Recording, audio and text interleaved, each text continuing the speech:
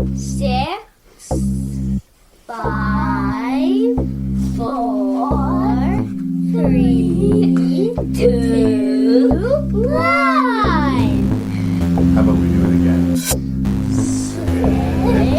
7, 4, 3, 2, 1. I think I fallen. Okay, let's try one more I time. definitely.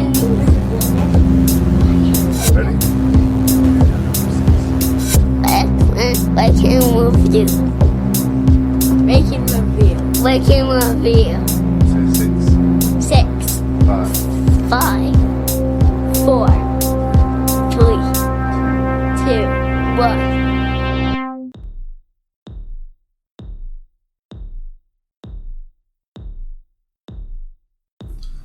Hello and welcome to episode 213 of Rank and Review. Yep, we're halfway through the season, and I hope you're not tired of my voice, and I hope you're not tired of Lee Beckmann's voice, because Lee is yet again returning to the show, and he's going to be with me for the next 2 episodes. Bless his noble heart. He drove all the way up from Regina to hang out with me and to talk a lot of movies from the 1960s. This is the first of 2-part exploration of the best horrors that the 1960s have to offer. You'll hear in our introduction that Lee and I have a few caveats that we need to sort of drop before we start the lists. We are maybe not as well exposed to this particular decade as we are to some of the others, but I think we came through in true form. This first episode we are going to be reviewing in full-length reviews of The Last Man on Earth, Onibaba, and Vi, or V-I-Y. And we're going to rank our favorite horror movies from the 1960s from the 30th to the 16th position. So that's the business that you have just plugged into your ears this very day. If you have feedback for me, and I would really welcome it, you could send that to ranknreview@gmail.com. That's ranknreview@gmail.com. You can send feedback, and I would really enjoy hearing that. Check out the website at Ranknreview.ca. There's some friendly podcasts to me, the Terror Table podcast, and of course the Shelf Shedding Movie Show. Rank and Review drops every other Wednesday. And thank you so much for listening.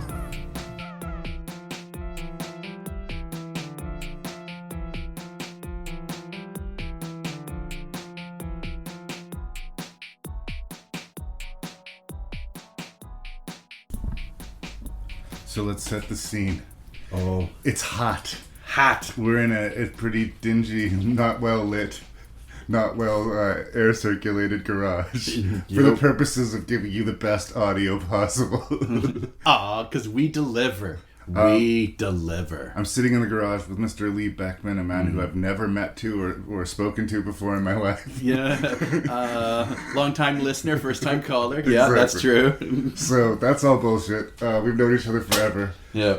But I go back to the halcyon pre-COVID days where you and a mutual friend, Jason Dubray, and myself talked about the horror movies of the noughties, the 2000s. Yes.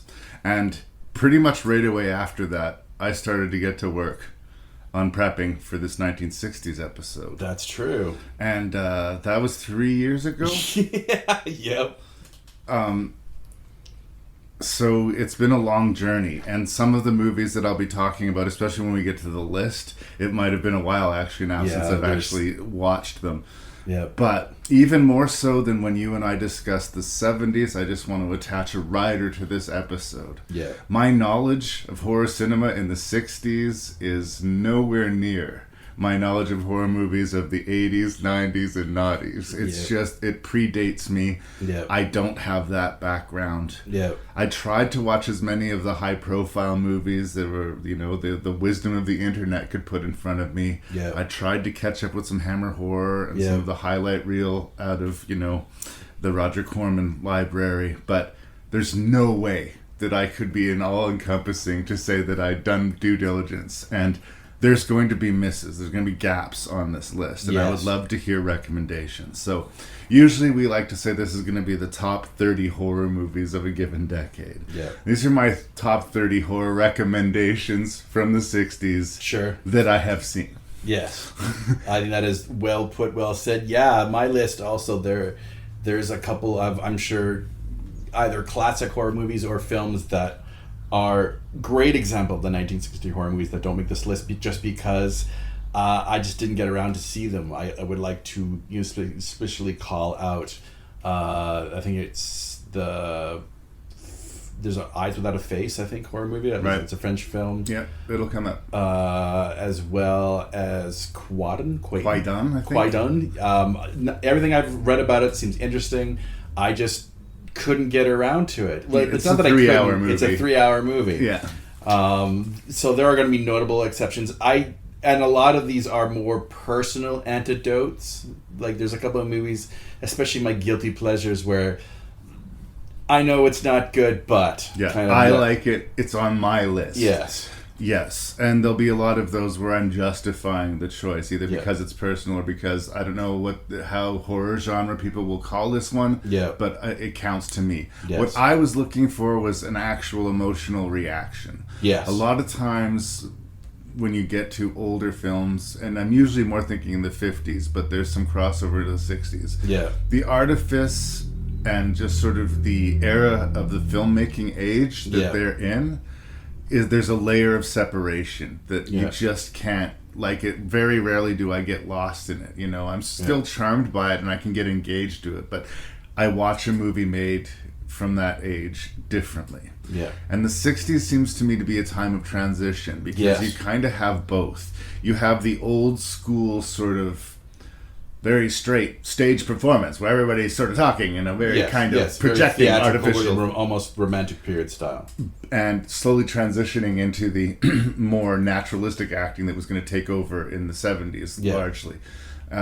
And then you got sort of the turbulent times going on in the 60s, so the movies start to express that, you know. The movies start getting a little bit more random and fucked up as it gets later on into the 60s. Stream of consciousness, kind of. But you're still feeling that 50s morality being forced upon the movies. There's like sometimes when you're watching the movies, you smile at inappropriate times. I found that happened to me a lot in some of these movies. Yep.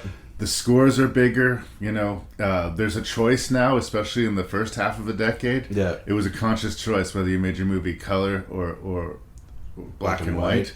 You know, Technicolor was more expensive to develop the film and to get everything just so, but people were largely turning away to black and white movies. But a lot of the really great horror movies of the 60s retained that sort of black and white aesthetic while still feeling, the best of them, feeling more modern. So, yeah, a lot of stuff on my list will be the stuff that maybe feels a little bit more modern compared to those two ends of the decade, and that I actually got an emotional reaction from that, you know, was intended. Yep. What I love about this decade is there's definitely a huge, culture war, culture shift, whatever you want to call it, especially in relations to sexuality. 1950s, in the 1950s, whenever it came to like the love scene, it would, fade away. We would, have our heroes, maybe embrace and kiss, but beyond that, we don't really go into the bedroom. I mean, yes, there was random, maybe random, scenes of nudity, but it was not usually of the sexual kind. Here, we've got human flesh put on display. We have a battle between sort of like the Puritan thoughts of old and this new wave of acceptance of sexuality. Yeah, it's the beginning of the decade. They kiss, the camera pans to the window, we fade out. Yeah. And by the end of the 60s, they're fucking. Yeah. I mean, that's simply put, yes. But there's even just lots of these films where repressed sexuality is a major theme with some of these films and characters. One of the honorable mentions that I'll talk about is a movie called No Way to Treat a Woman. Sure. Which I just found a hilarious title because it could be attributed to like the 60s. Yeah. like every movie. And it's funny, you watch it like how even in some of the movies I like Children of the Damned or whatever, something like that, the women are just such dismissed characters. They are so second tier, and they're so comfortable in being second tier. Like it's a little bit cringy, but it's not aware. It's not making a statement of it. It's just reflecting the reality of the time. Yeah. And you get to the end of the 60s when things start to become feminist, and Rosemary's Baby comes out, and you know, Andy Warhol starts dropping acid into the public pool. Sure. Things start to get a little strange, and that sort of leads to the come down darkness and the birth of the modern age of cinema, at least for me, because that's when I was born. The 70s. We also have the Vietnam War going on at this point, and that definitely it definitely affects, I think, some of the movies on here, like that as well. This is, I'm going to be curious. I'm curious about your list, man. Well, I'm curious about yours. Is there anything else you want to say by way of introduction to the 60s before we start this? I can't believe we're here. I can't believe we're here. It's been a long time coming because we've been planning this for a while. Yeah, and we you did it right. Like you said, you're going to be coming to Saskatoon. Let's just record it. Like, let's not talk about it. Let's not hum and haw about it. Let's just pull the trigger on this bitch. And I appreciate that, because I think I needed the slap into reality, because another 3 years will go by. And I'm never going to watch enough of these movies. Yeah. I do want to get deeper into Hammer, actually. Yeah. Because some of those movies are actually pretty fun. Yeah. So you got to pick 3 movies from the 60s, and I got to pick 3 movies from the 60s. Yes. What did you pick and why? For the reviews, pardon me. For the reviews? We're actually going to review. Well, since you mentioned Hammer, I think my probably favorite Hammer film that I saw out of all this was The Gorgon. Okay. We've got not Medusa herself, but the Gorgon sisters. It's your prototypical monster movie, but it just made me smile from ear to ear. Directed by a regular Hammer filmmaker as well, and it's got the dynamic duo of Peter Cushing and Christopher Lee. So The Gorgon is one. I found another great midnight movie in Mentango. Interestingly enough, and I'll save it for the review itself, but this was going to be remade by a favorite filmmaker of ours. It's really interesting. It has a lot to say about class structure, but also drugs are bad, while embracing a lot of drug imagery. And then also, there's a great Asian influence on this decade as well. Not so much maybe in the back half, but definitely by when we get to the top 10, I could definitely appreciate the Asian influence on my list. And then, continuing that trend, a film that could easily be a drama more than a horror film. That fucking mask, though. Yeah, that mask is, I don't know. I thought post-apocalyptic. If they were to do this in a sort of a different time, this would be a great nightmarish post-apocalyptic movie.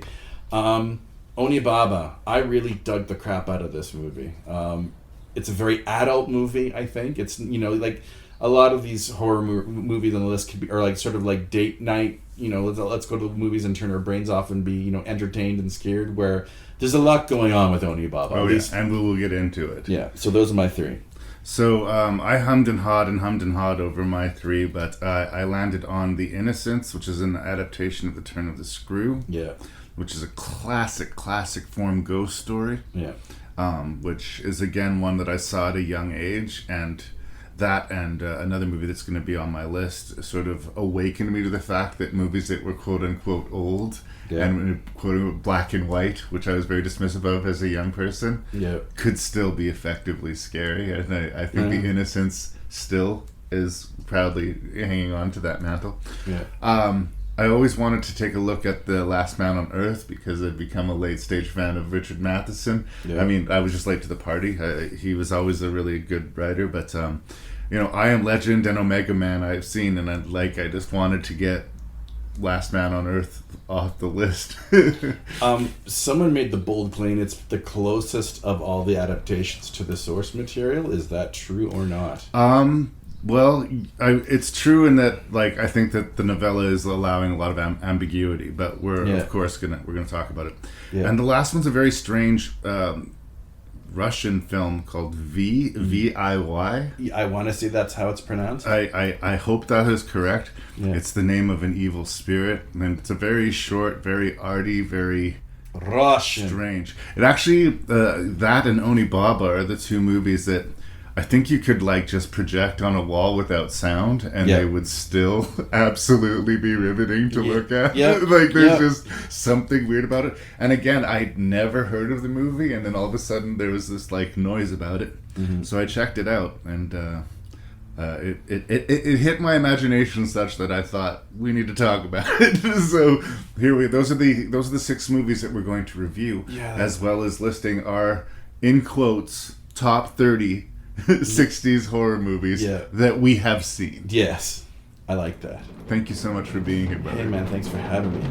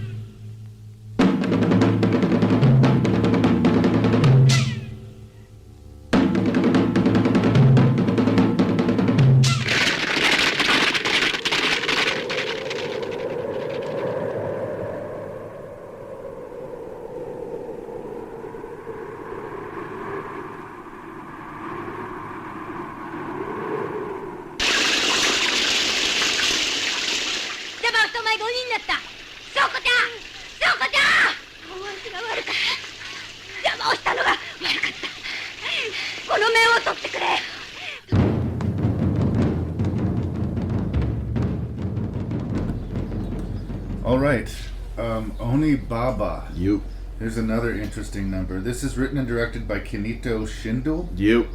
starring Naboku Otowa and Jutsuko Yoshimura. You're getting better. Thank you. I'm just doing the best I can here. So, like I'm an expert. Yeah, this was during, I'm not sure of the exact time frame, but there's wars going on, feudal Japan, I think, and samurai and whatnot are going on. And this mother and daughter are eking out an existence, basically by killing and robbing samurai that sort of pass through this crazy field of tall grass that they seem to live in. And they're just doing what they can to survive, but it's pretty brutal. They are serial killers. They're hunters and murderers. There's no denying that, and they've been at this for a while, 2 years at least. Yeah, but they're looking at it as survival, and as we approach it, since we're following them, and I look at it as these people are doing whatever they can to survive. Yeah. The whole narrative is sort of based on this folklore story involving this mask. Some woman decides she's going to scare a rival using this sacred mask, and she put this mask on and jumps out and scares her in a trivial way and makes her run away. But she finds that she can't remove the mask, and after all these distant trying, she finally releases the mask, but it costs her face and her beauty. We kind of get around to that eventually, but Onibaba, the movie, is much more about the horror and effect of war. These women aren't on the front lines of war, but they've been abandoned and they've been left to suffer and live this terrible existence. Yeah. And it doesn't get better for them. This gentleman that they meet threatens to break the dynamic. Yeah, and he's a pig. Like, he's not a nice person. I don't know why they don't kill him. They have no problem killing all these other people, but this guy they give a pass to, and I don't get it. I don't know if he's supposed to be dreamy or supposed to be what. The mom senses right away what's happening here. Yeah. The daughter's gonna fall in love. They're gonna leave her, or worse, just take everything and abandon her to her fate. Yeah. And what can she do to deal with this?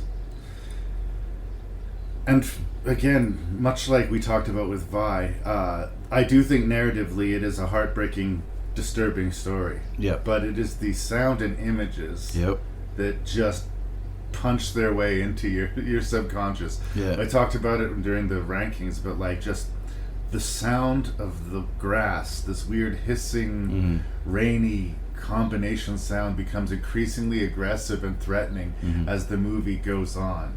And that fucking mask, man, is Yep. genuinely creepy. Yep. And you see reproductions of it everywhere all of the time. And no matter how many times I've seen that mask, it retains its chilling, aesthetic.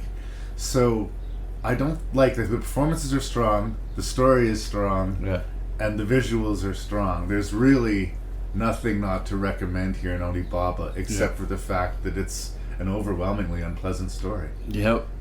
Yeah, no. That's where I start with Onibaba. No, I am nodding my head in approval.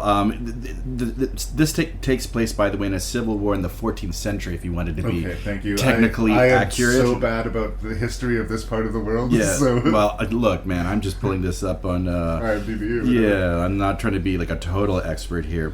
I plead ignorance on all this history. For me, this is like a horror movie. It might as well be set in post-apocalyptic world, Yeah, no. This made me actually... Kanedo Shindu is the guy.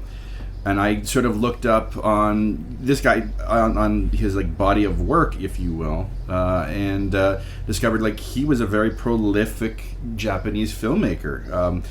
He did a film called Children of Hiroshima. It takes it obviously from the side of the Japanese after the war that apparently at the time was quite this big international hit. I haven't seen it. I don't know. Don't have a lot of experience with cinema of that area of the world. Again, unless it's a genre entry, chances are I haven't seen it.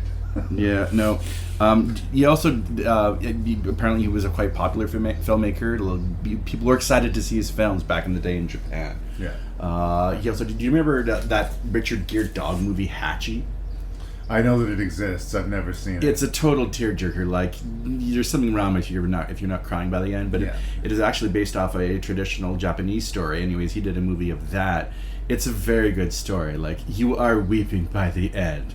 So I'd be curious to see that. Obviously, he can manipulate you emotionally. Because it is interesting how we, or at least I won't speak for you, I at least empathized with these women. Despite the fact that they do terrible things. They are villains, but you're definitely empathetic. You understand why they are here. Yeah. And it's set up even as the movie starts that there are cracks in this relationship already. Yeah. Like, nothing good is going to come of this.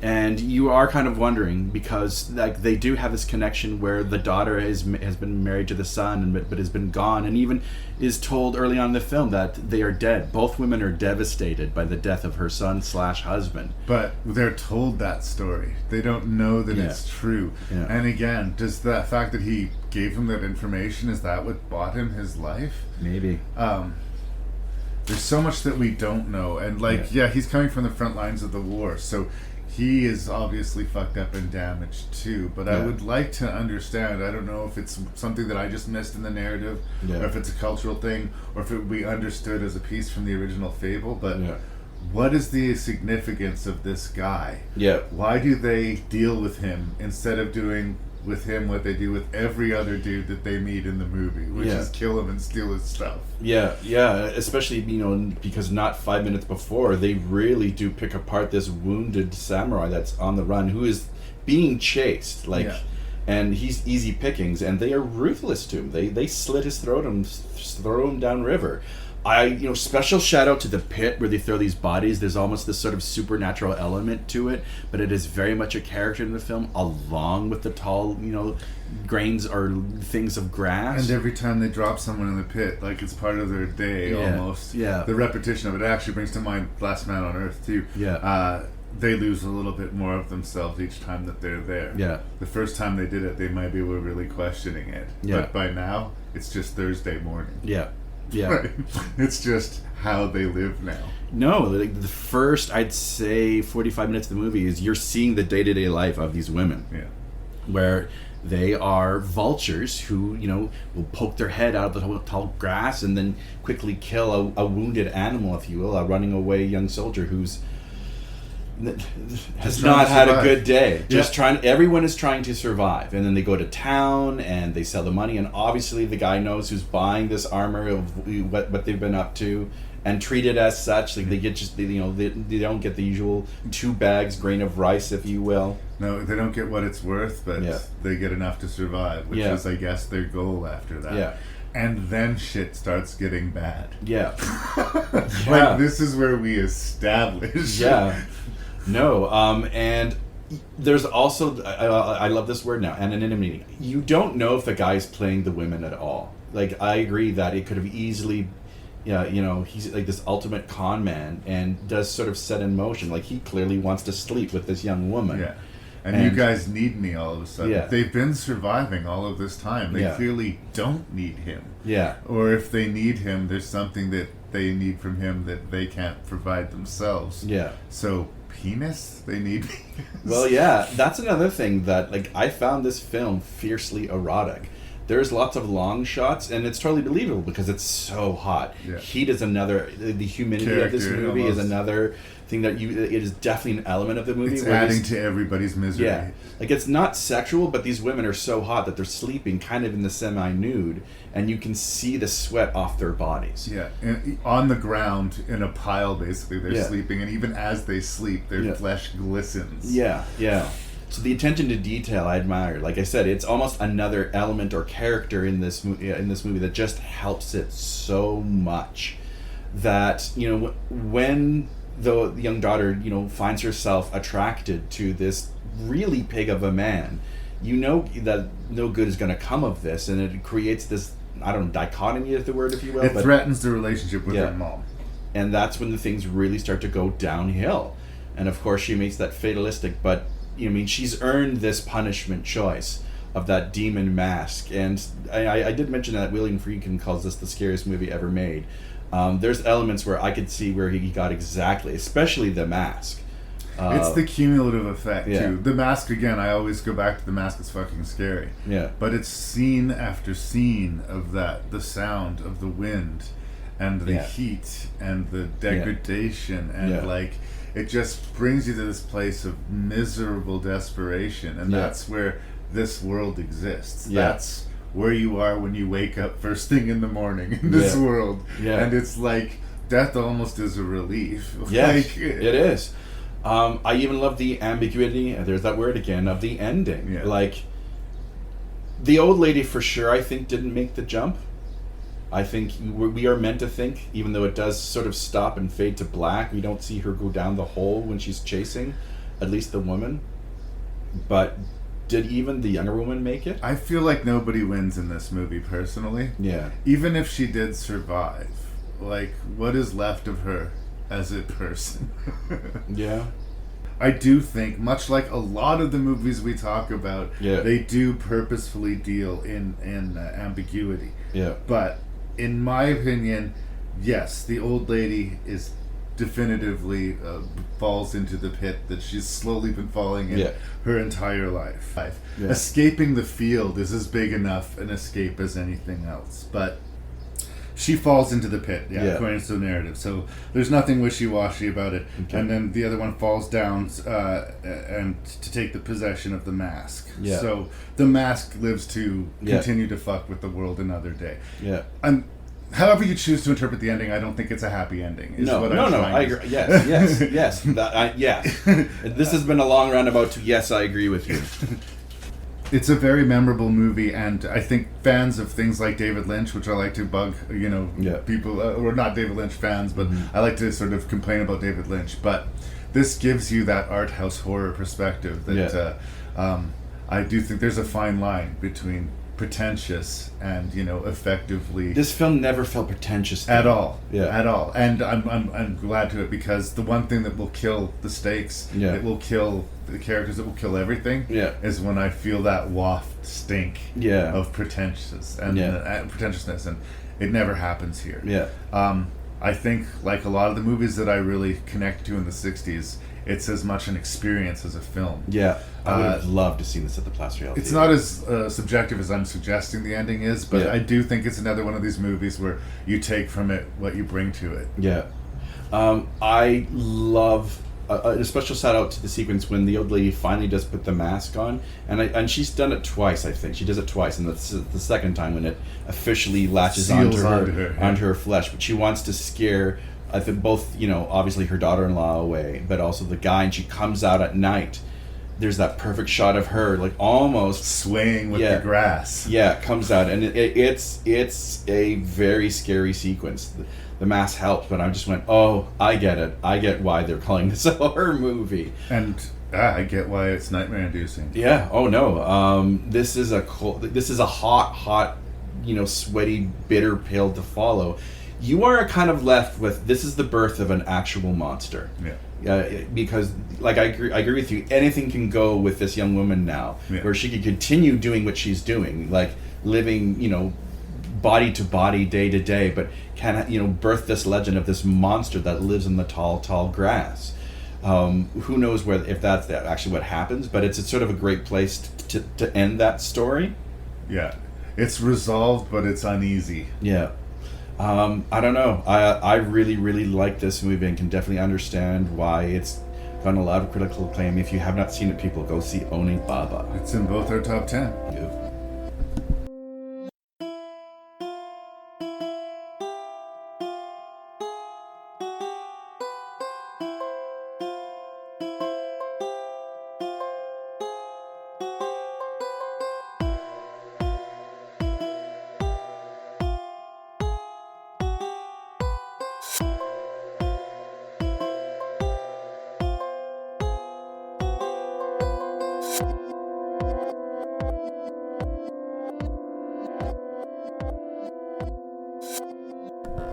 All right, our top 30 horror films from the 60s that we have seen. Yeah. Yeah. With lots of justifications and hesitations, I'm sure. What was your 30th ranked and why? Well, this is my guilty pleasure of the list. As traditional. This goes back to my childhood, and I'll have to, at least lay some groundwork here. You, of course, know the Broadway Theater, Larry. Oh, yeah. Yeah, well, see, back in the day, they used to have a $1 matinee. Yep. And I would say a lot of my money was devoted to that. And they would show movies, all kinds of movies, really, that kids could watch. Like, it was A Hard Day's Night. They had Help. They had the Teenage Mutant Ninja Turtle movies, The Dark Crystal, The Last Unicorn, which really traumatized me. Something about that movie. I don't know. Anyways. To the 60s, though. Yes, I know. Focus. This is number 30. What do you say? Anyways, one film they showed a lot of was King Kong versus Godzilla. That's hilarious. Yeah. Of course, it's giant, men in rubber suits battling each other, but I think I saw that film at least 7 times at the Broadway Theater at the $1 matinee. And they showed both versions of it. They had both the American and the Japanese one, because in the Japanese one, Godzilla wins, and in the American one, King Kong lives. I have so many memories of just like a kid going running down University Drive with my change in my pocket and going to the Pink Store and then going to the Broadway Theater and seeing King Kong Lives.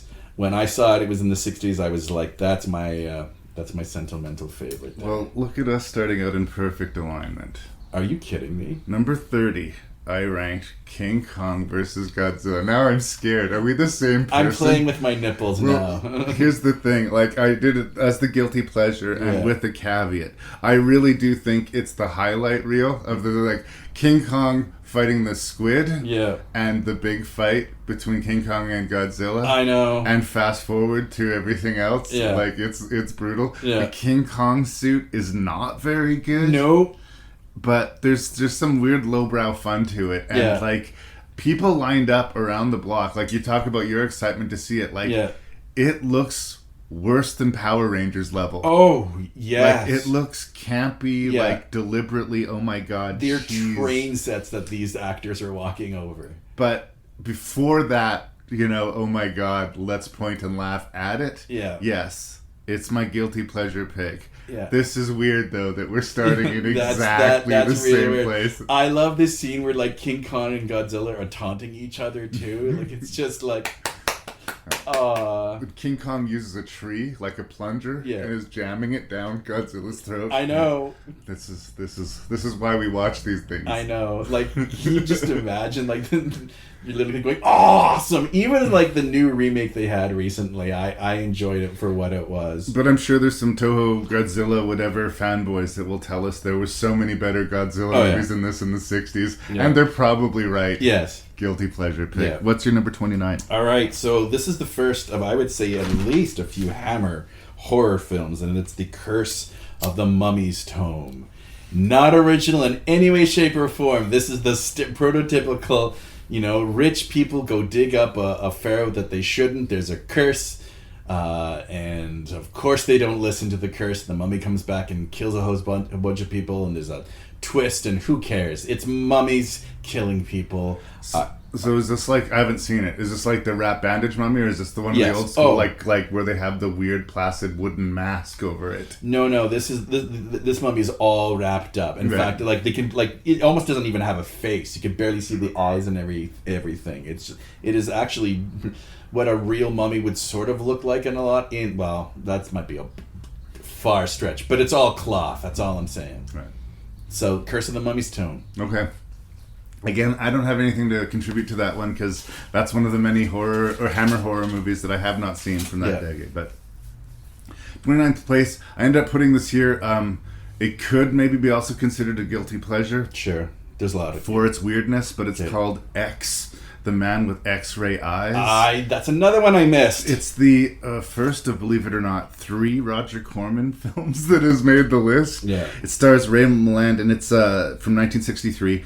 High concept, low budget, and in a lot of ways arguably like ahead of its time or means. Like the concept at first that he can see through clothes, fun. But then he can see through the skin, and then he can see through people, and then he can see beyond, and it's driving him mad. And, nice. Don Rickles shows up in the movie while he's still young. It's just kind of interesting to see him.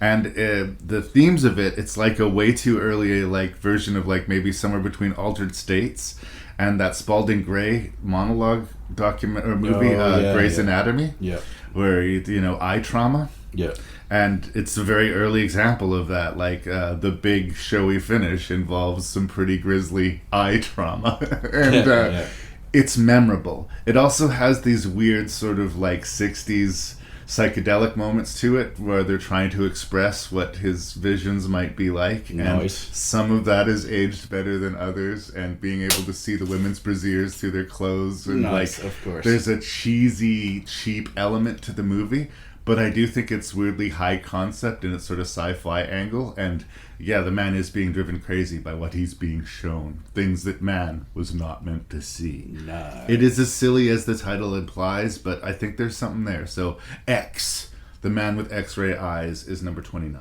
Nice. So at 28, I have another The Curse of, and also it's another Hammer horror film. This might be Oliver Reed's first big role, and that is The Curse of the Werewolf. Nice. I've seen this one. Not a happy movie. No werewolf movie really is, though, is it? But like this I needed a hug after. It starts off actually with the mother of our lead character. I think she's a political prisoner and is put in jail, and the son is conceived through rape. It's like a Debbie Downer of a film. Well, and he's a werewolf because he's cursed because of sin. It's not like he was bit. It's not like there was something that he did. He's just fucked because of who he is. Yeah, and it's a raw deal. No list couldn't be without a werewolf movie as well. So it just, and I mean, it's Oliver Reed. He's crazy. I like the look of the werewolf. It was on my honorable mention list. I definitely represent the creature features, but no problem with the choice, though. It just felt wrong not putting a werewolf movie. It's kind of slow, and I wouldn't say scary. It's more of a gothic romance, if anything else. Yeah. But The Curse of the Werewolf. It really, and a lot of 60s horror movies have this. It's all about the climax. Build, and then they pack the thrills into the third act. But the werewolf doesn't even really make a presence up until almost the third act, I would say. Maybe even halfway. But anyways, Curse of the Werewolf. Solid pick. Let's go a little arty-farty. Ooh. 28 is Spirits of the Dead from 1968, starring Jane Fonda, Brigitte Bardot, and Terence Stamp, with directors, it's an anthology, Federico Fellini, Louis Malle, and some guy I've never heard of named Roger Vadim. Okay, wow. But I think this is the one that's the film nerd pick. Okay. Because I hadn't heard of it, and then I read about it and was like, what? Well, the two out of the three are like, ooh. Right? So, it's so fascinating for film buffs. It's a little bit dry, and it's one of these PG anthology Edgar Allan Poe things. Nice. Edgar Allan Poe anthologies were all over the 60s. Like, they did a lot of these. So, the Corman ones are more fun. Like, as far as, like, what you're going to watch here, this is a much more straight-faced, you know, they're not winking at you. They don't have Peter Lorre or Vincent Price kind of chewing the scenery. Yeah. But it does have a crazy cast. Like, even by today's standards, I still like Terence Stamp, and, you know, Jane Fonda's still working. Like, they're still relevant working actors today. And these 2 out of 3 just immortal directors working in genre. It makes it an interesting watch. It's very PG, and it's an adaptation of Metzengerstein, which is an Edgar Allan Poe story that I'm not familiar with, and Never Bet the Devil Your Head, and the William Wilson story. Those are the 3 adaptations that they do. And it might be more interesting than scary, but again, I think for the film nerds, people who might listen to a podcast about the best horror movies of the 60s, it was an interesting discovery. So, 1968, Spirits of the Dead. Wow. All right, so You haven't seen it, yeah? No, I have not. I haven't even heard of it. I am intrigued. Like, there's still some films that I want to see. Yeah. And this list will make me want to, of course, see it more. All right, so at number 27, this is one of those, it couldn't be or it couldn't be a horror film. It's Peter Bogdanovich. Did I say that correctly? His first studio film. And I think it also made the claim that it was Boris Karloff's last big budget movie as well. This is near the end of his career, and it's a very almost meta story, but it's called Targets. Yeah, I know what you're talking about here. There's 2 stories that go on with this movie. One of them doesn't quite work, and that's usually to do with the killer itself, who has... America, I don't think it's a big shock here, has a gun problem. What? And I think even back then they sort of knew about it. But as far as dealing with trauma of the war, it was ahead of its time, because he is a Vietnam vet. Yes, they do play that. And I do agree the scene where he finally starts to snap and takes out his whole family was kind of disturbing.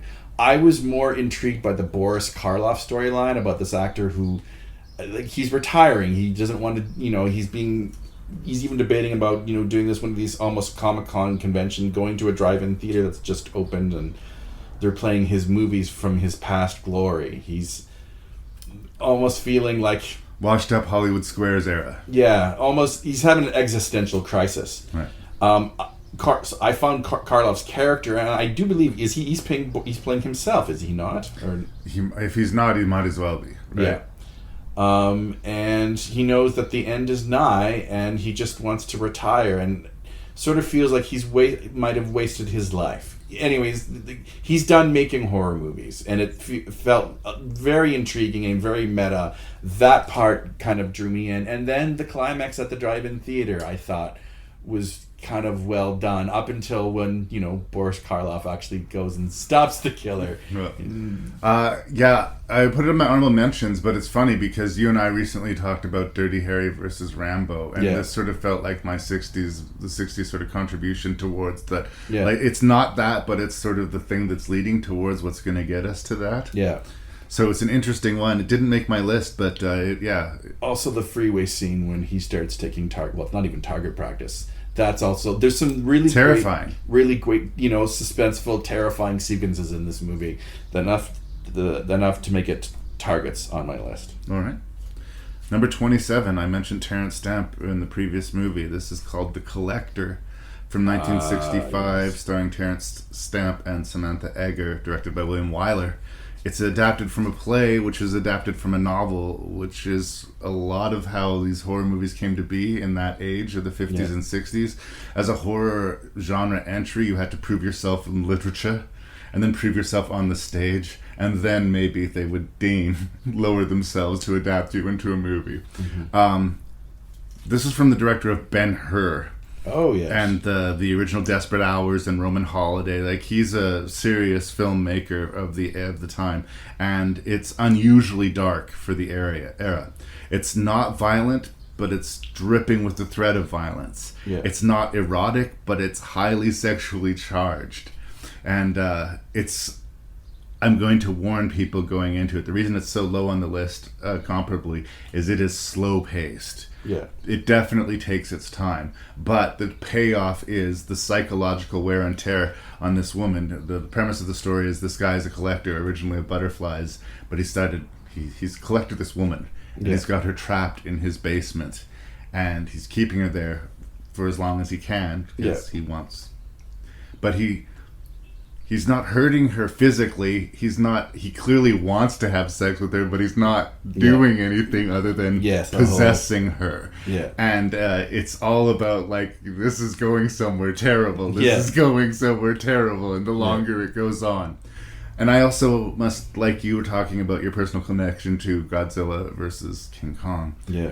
I saw this as a stage production at the Edmonton Fringe in like 1989. Wow. It was actually an adults-only play. It was the first time I'd seen nudity on stage. Oh, okay. and it was a horror story told on stage, which was new to me. Mm-hmm. And I'd already loved theater, but I really attribute that performance to me, like, really thinking, like, man, theater's amazing. Theater's so cool. I want to work in theater. I want to be part of that world. Yeah. So I admit I bring personal affection and baggage. And does this at times feel like a filmed stage play and dry? Yes. But I really, really like it. So, The Collector. All right. At number 26, I have the original Village of the Damned. John Carpenter did a not so good remix of it, and I think it's based off the Mudwitch Cuckoos. Is that correct? Midwich Cuckoos, yeah. Yeah. Evil children are always terrifying to me, and that's what this is. I still have some criticisms of it. I think showing the children commit the violence, there's something more terrifying by it, but just the fact that kids are the supernatural, more alien villains, if you will, it's hard to fight against that. This movie is chilling to me, and so that's why I put Village of the Damned. Also, the kid from the Village of the Damned, you will also see in another movie on this list. I thought he was very good. Well, I'm not going to fight you on that choice because it's going to show up a little bit later on in my list, so it ranked a little higher for me. It's the first 2/3 of the movie that I really, really like. It's such a great premise. Yes. It's such a great premise. But to be continued, because we're going to talk about that again. For me, in 26th place, I have the first tie of my list. Oh, you did ties. And they are both, again, directed by Roger Corman. They're both adaptations of Edgar Allan Poe. So, like, I'm connecting the tie, okay? We have Tales of Terror, which is the anthology which has Morella, the Black Cat, the Cast of Monte Aldo, and the Facts in the Case of Mr. Valdemar. And then the more comedically toned The Raven, which is almost them sort of poking fun at the previous film. It's as close to like a Scream type of thing that the Roger Corman Poe world did. But this is sort of the more fun version of the previous anthology that I was talking about, Spirits of the Dead. It's a Poe adaptation, but it does have the over-the-top Vincent Price and the seething Peter Lorre, and the bright colors and the costumes, and the R-rated stories, but the PG aesthetic. They used to play these on Super Channel all the time when I was first moved to Saskatoon. That's sort of how I was introduced to them, and I wanted them to be more hard than they were at the time, but I did enjoy them. I had some sort of affection to them, I watched them a little bit at first dispassionately, like a rerun of Gilligan's Island while I was waiting for something good to come on, but I don't know. There's something about these, and I'm sort of going to let these two speak for all of those. Like, there was the Mask of Red Death, The Pit and the Pendulum. Like, he did a lot of feature-length Poe stories. Yes, but he did. My love of the anthology made me put Tales of Terror and The Raven here. So I'm sharing the spot from 1962 and 1963, if anyone cares. Nice. So, at number 25 is another Hammer horror film. This was actually the third film in a film series that Hammer was trying to, make a whole, along with the BBC, because this is also a BBC co-production, but they wanted to have their own sort of, not quite Indiana Jones or sort of a serial ongoing movies and TV shows, because there was a BBC show of this character of Quatermass and the Pit. A lot of filmmakers had this film as a big influence in their work, most especially John Carpenter. And if you watch Prince of Darkness, a bunch of scientists that dig up this ancient artifact that is something that's evil, you will notice lots of similarities with this movie, because that's the same thing that happens here. In fact, the devil is sort of a theme that is done through both films. Not so much in Quatermass and the Pit, because it's aliens that are trying to mask that they are the evil, the ultimate whatever, not the devil.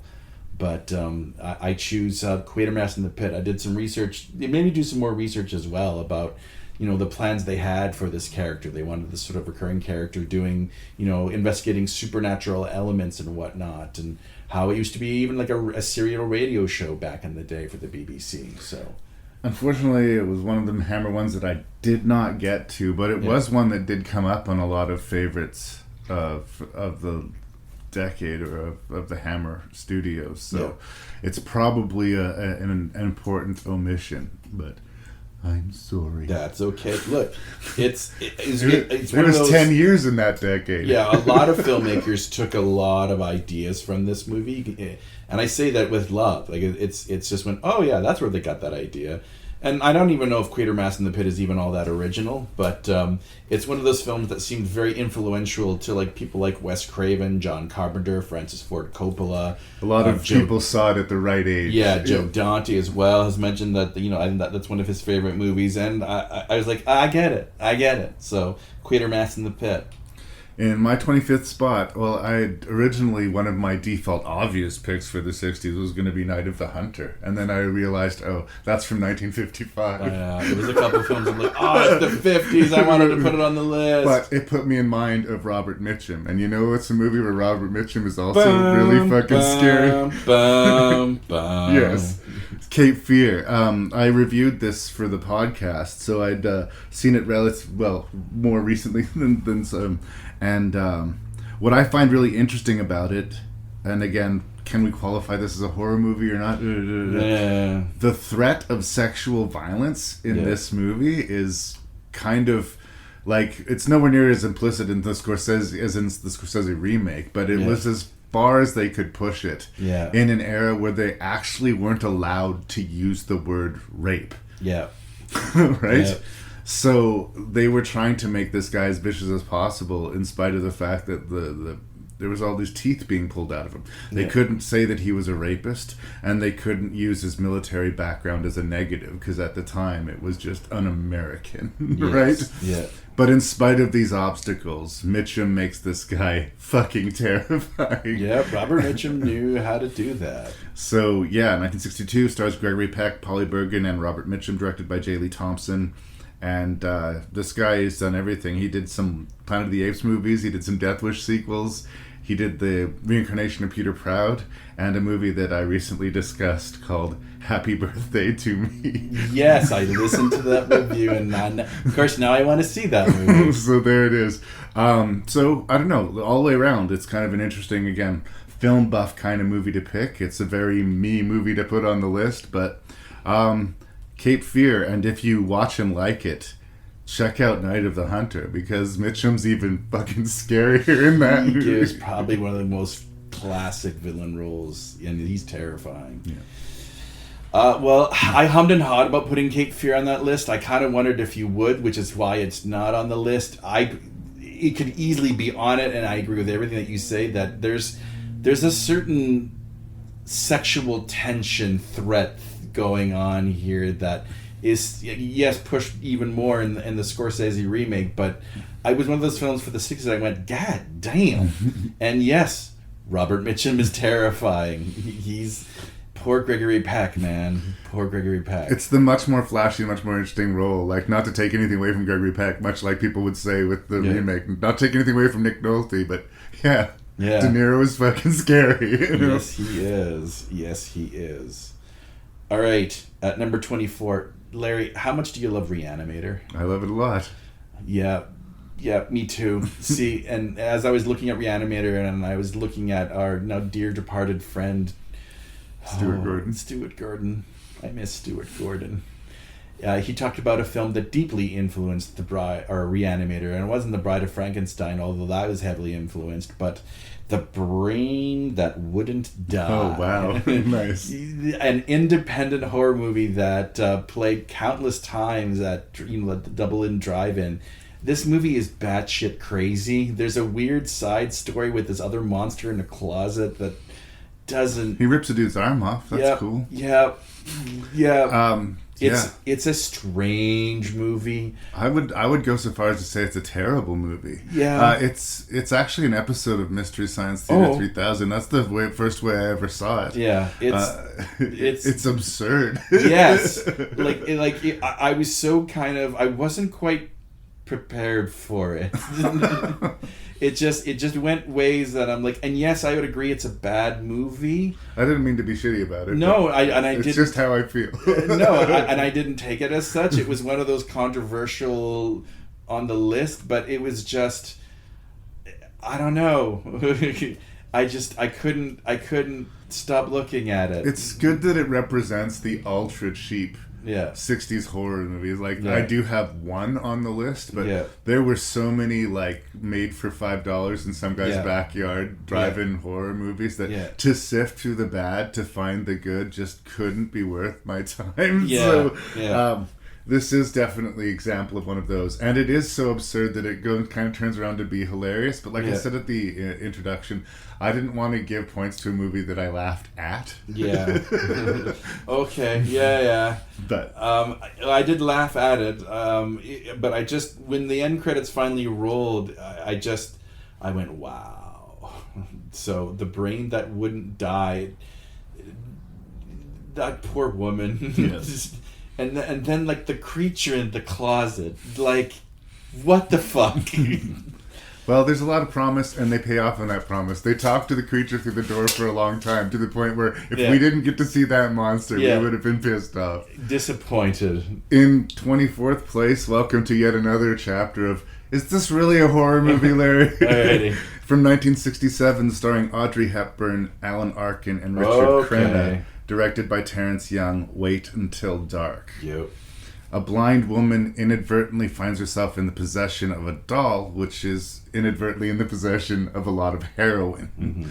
And when I talked in the introduction about the weird dichotomy of the 60s, sort of the artifice of the 50s bleeding into the sort of fucked upness of the late 60s, this movie is right in the middle of that, because Audrey Hepburn's performance is very old school Hollywood. Yeah. And Alan Arkin is very modern and very terrifying. Mm. Richard Crenna is kind of lost here. I don't dislike Richard Crenna, but his character is asked to do weird things. He uses different voices to fool the blind lady. Yeah. And it kind of is cringy. Yeah. But Alan Arkin playing this absolutely terrifying villain, everybody else in the movie you feel safe with, but as soon as Alan Arkin shows up in the movie, it's all of a sudden a totally different movie. Yeah. And it, I think, invented the killer comes back when you think he's dead sort of jump scare, and it has these classic sequences that's again based off of a stage play. There's a lot of people who are obsessed with Audrey Hepburn, but again, to me, this movie is all about Arkin. So, is it a thriller? Is it a horror movie? For its time, I think it's going for Don't Breathe. Yeah. Right? Yeah. So, I put it on the list. Yeah. Admission, I don't think I've seen it. Oh, really? Yeah. It's on my list of things to see. I've heard it's got that apparently classic with the last 10 movies is in the dark. Is that correct? Yeah. Well, that's sort of her leveling thing, right? Yeah. In order to level the playing field against her adversary, she starts smashing all the lights so that they have an equal ground to fight on. And that's the big...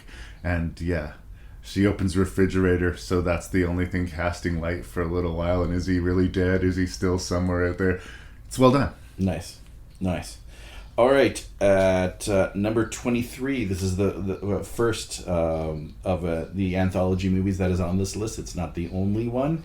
I also do think this is probably the first film of the list of which there will be many Mario Bava's movies. I think this man is completely underrated and has made a lot of movies that a lot of people have homaged from, if you will. So I have Black Sabbath with Boris Karloff, who... The weird vampire story. I do believe it's the second one. He sort of wraps it, doesn't he? Yeah, I think it's the second one. The third story is the one I would say, you have to sit and watch, where it's got that dead person in the bed that may not actually be dead. It's been a while since I've seen it, admission, like when we... I think there was this time when we were going to do it and really do it, and then we didn't. But I was, and of course I thank Shudder for this as well, because they, here's the Mario Bava collection, and I went, thank you. So Black Sabbath, it's a great anthology horror movie. It's the first of the Mario Bava movies on this list, but it won't be the last. I think he is awesome. Well, again, I've been on the record as saying that I've always felt a little bit at arm's length about a lot of Italian horror movie and the giallo and the even though they did break a lot of ground and things that I like, especially in the slasher genre and then the explicit gore and sensuality on screen, I think I'd really get behind it. This is another title that we are going to talk about again a little bit later on the list, so I'm going to reserve my judgment. But interestingly, it is the only Mario Bava picture that I have on my list. So there's that. 23 is a shockingly dark one from 1960 called Never Take Sweets from a Stranger. Stars Gwen Watford, Patrick Allen, and Felix Alimar. I don't really know them. And it's directed by Cyril Frankel. It's I'm not sure if it's Hammer, but it is British. It is the bleakest and ballsiest horror movie that I'd seen from the 60s in a lot of ways. It directly addresses not only pedophilia, but how a community comes together to defend the pedophile. Ooh. He's rich and he's a high credit in the town. And again, the word rape is never used. It's one of these classic, British, the child was interfered with, sort of euphemisms. And, the parents who are trying to get justice for their little girl are righteously furious. And the community is shutting them down. And, geez, it's a good thing stuff like that doesn't still go on today, right? And in a movie like this, you'd think it's a morality play. So what's going to be the payoff? It's 1960, so they're gonna soften this. Can I spoil a movie for you from the 1960s? Go for it. Yeah. The pedophile is acquitted, and the next day he kills a child. The best friend of the child that he'd already raped. And there's a terrifying scene because he chases the two girls. I think he was originally after the same girl again. The other girl was with her. Yeah. And they get in this boat and start rowing away from him to get away. Yeah. And they don't realize that the bow is tied to the moor. So there's this image of this guy grabbing the rope and pulling them back in. And then they cut away. Yeah. One of the girls got away. The other girl didn't. And the movie ends with the community apologizing to the family. Happy, happy, joy, joy, happy, happy, joy, joy. Maybe this is as much social commentary by way of bleak drama than a horror movie, but I have never seen anything like that implicitly awful, addressed in such an early, horror movie. And is there a little bit of artifice, like I talk about the old-fashioned performances kind of taking away from it? Yeah. Maybe, but the subject matter alone made this, to me, just a capital H horror movie. Yeah. So never take sweets from a stranger, which is good advice, too. So. Yes, Larry. I feel dirty now. I think that's the idea. Right? Yeah, all right. Well, at number 22, you like Richard Matheson, don't you, Larry? I do. Yeah, well, I think we're going to talk about this movie a whole lot more. It's The Last Man on Earth with Vincent Price, who this is not the last Vincent Price movie on this list as well, but I sort of felt that we needed to represent the Price, who gives a very stagey theatrical act. There's some creaks and moans with some of the acting, but the idea itself is so terrifying that you were possibly the last human being on Earth, and you were surrounded. I mean, they could be zombies, but they're vampires. Well, Romero admitted that he basically took his whole Night of the Living Dead premise from I Am Legend. He just replaced vampires with ghouls, as he called them in Night of the Living Dead. So, yeah, the influence of Matheson is couldn't be understated. Yeah, it's such a strong story, and Price is good in the movie. I mean, the character itself, you have to have the chops. I will give both Charlton Heston and to a greater extent Will Smith. They had to deal with, they are the lead of this movie and they carry it, and whether you're good or not, it sort of depends on where the movie lands. But we're gonna review it, and I do have a lot to say about it, but even though I picked it as a review, it's not on the list. Really? I'm not going to talk completely shit about it, but right. You said there's problems, and I agree. Right. But love the story as well. So, but to be continued on that discussion. Last Man on Earth.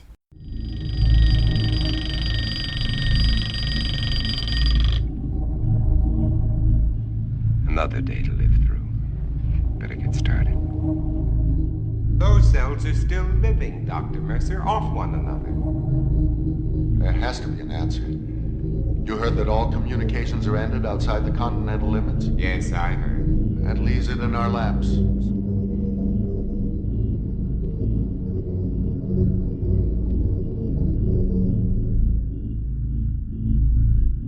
World. An empty, dead, silent world.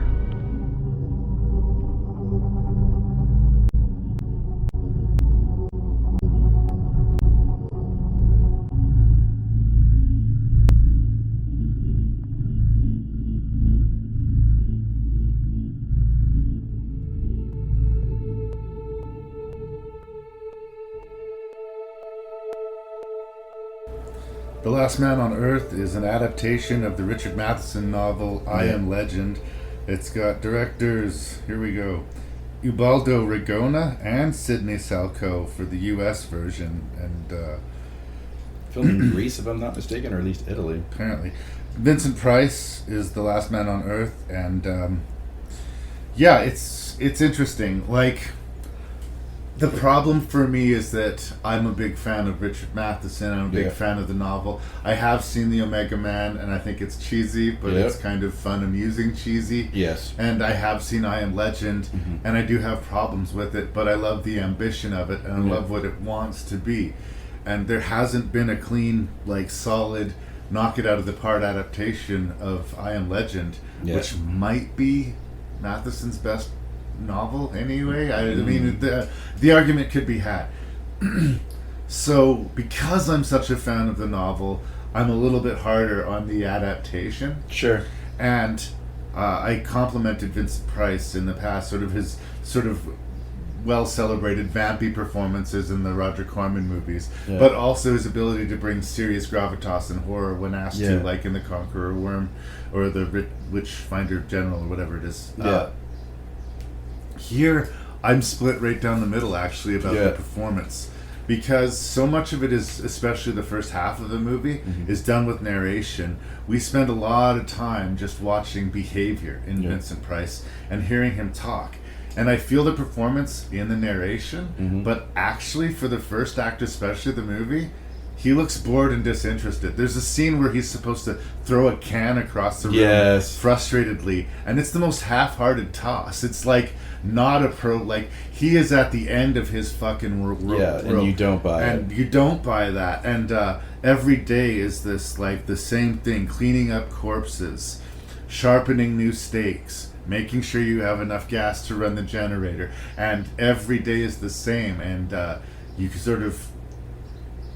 It's suggested the deterioration, but it's not properly explored here at all. They just move to the next chapter, and like these vampiric creatures that are they land somewhere between vampire and zombie.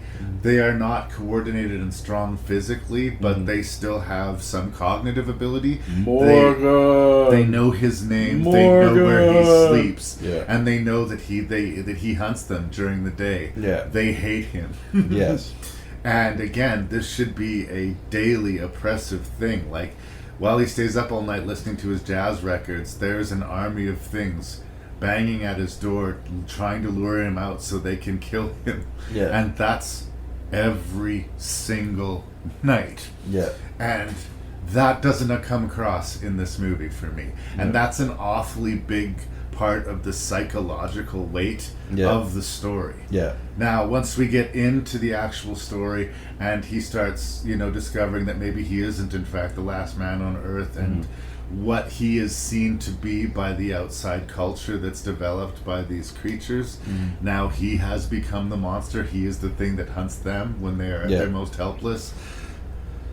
It starts to get interesting, but I was already kind of making my little face by the time that happened.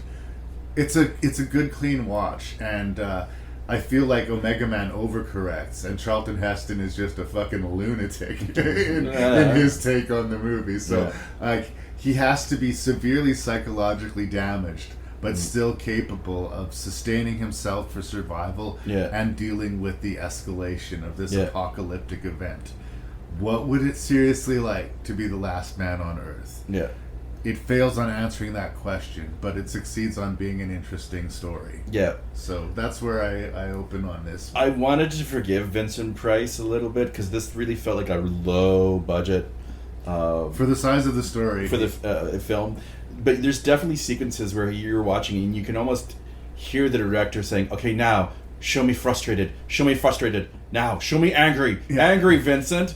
Like the director's coaching him, and you can almost see him that's sort of like robotically change kind of emotions, and you don't buy it. It's very, very ham-fisted acting, and I agree. We were sort of talking about this last night, that if you get this role in I Am Legend or the Last Man on Earth, I have not read the original source material, so I don't know, that you are the star of the story. Like you are followed for a long, long time, and you see this progression. Like, he's already been probably mad as the story starts, but why, because he's all alone. He's talking to himself. I don't know how important the dog is in the original story. Some people claim that this is the most close to the original source material of the adaptations. I don't know. He is so desperately lonely that when he hears a dog bark, I think initially in the book he just hears it and it's far away. It excites him like nothing has in the world. The fact that there's another living thing that's not a vampire somewhere in this city is a reason. It's a reason to keep going. So when he finds it and it's infected, it's double heartbreaking, right? He just wants somebody to look after, somebody to talk to, even if it's a fucking dog. But again, that aspect is not properly explored in this version of it. They try way harder in the Will Smith one. Well, I mean, he has the dog at the beginning, and their companion, and I thought that was sort of a good masterstroke. Because when the dog does get infected, like, it sucks. And you understand why Will Smith is upset and he has to kill him. I thought that was probably a really powerful scene in Smith's version. So I was kind of disappointed that it was just over and done really quickly. And but they rushed through that aspect of it, the story. It still made me kind of go, because then the next scene we've got that little doggy grave that he's like patting. But it's like, oh no, this was a really good sort of emotional thread, at least in the Will Smith version. I can't remember the Charlton Heston one. I've seen it such a long ago. It's a little goofier. But the dog, how do they treat the dog in that one? Remember. See, anyways. There's weirdness to it. I like that, like, dumping the bodies into the pit is part of his day. And that's a horrifying idea. Even when in flashback we see him looking for his daughter. I think in both versions the other versions we don't even get that. Well, I think that he witnesses an accident in the Will Smith version, but in both the book and the movie adaptations, we find out about his backstory differently.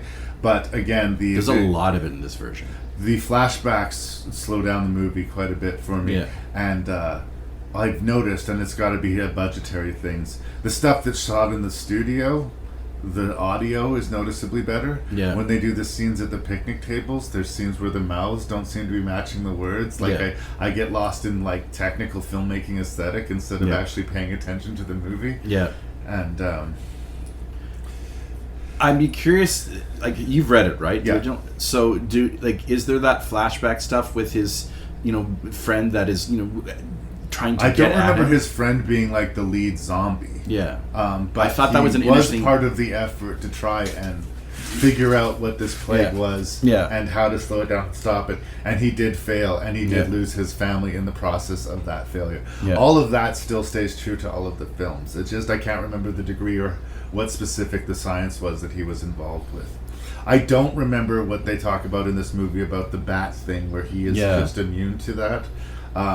I don't remember that specifically, but I could be wrong. I listened to an audiobook version of this years and years ago. Yeah. And I've watched all these other adaptations, and somehow they've all sort of melted into one thing in my head. But there's this image of the I Am Legend that I want in my head. Yeah. And it has much more pathos to it than this particular version. But if you're a fan of Matheson and you like these apocalyptic sci-fi nightmare scenarios, I do think it's worth a look. Yeah. I do like in this version that we get...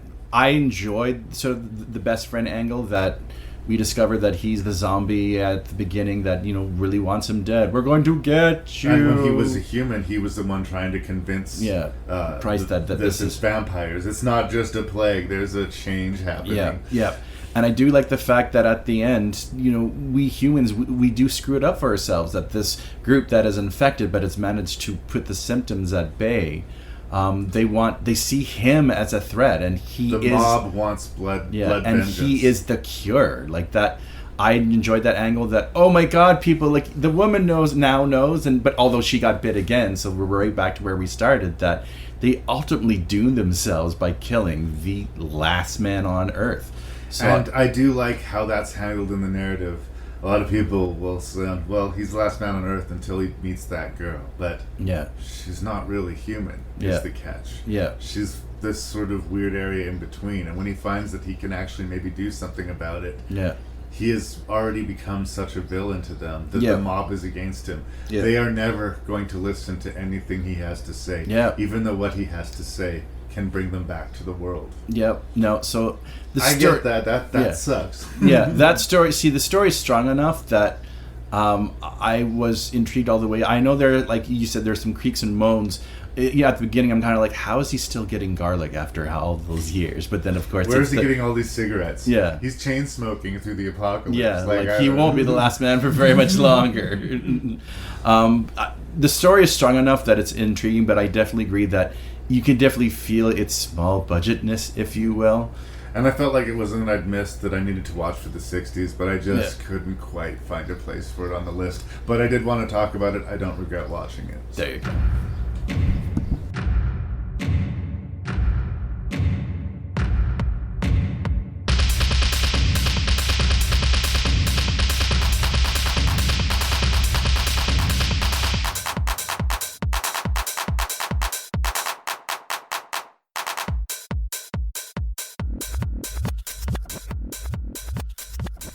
All right. Sorry, in 22nd place, this one's a brand spanking new to me. 1967, Lon Chaney Jr., Jill Banner, and Sid Haig, directed by Jack Hill. Spider Baby? Yep, I loved it. I love this movie. Ignored by its time, but I guess it's been recently rediscovered. Yeah. It's funny on purpose. Or maybe not. And absurd, definitely. Yes. And very 60s in its editing.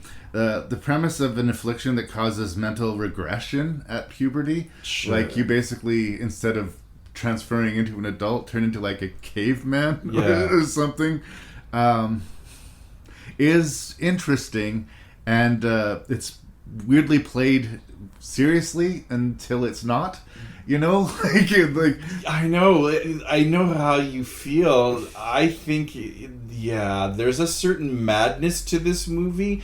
I find the quote-unquote children terrifying. The idea of them definitely are, and just the way everyone just puts up with them because they They have to. They're Yeah. family, and this is just the way it was. Especially like the one daughter character.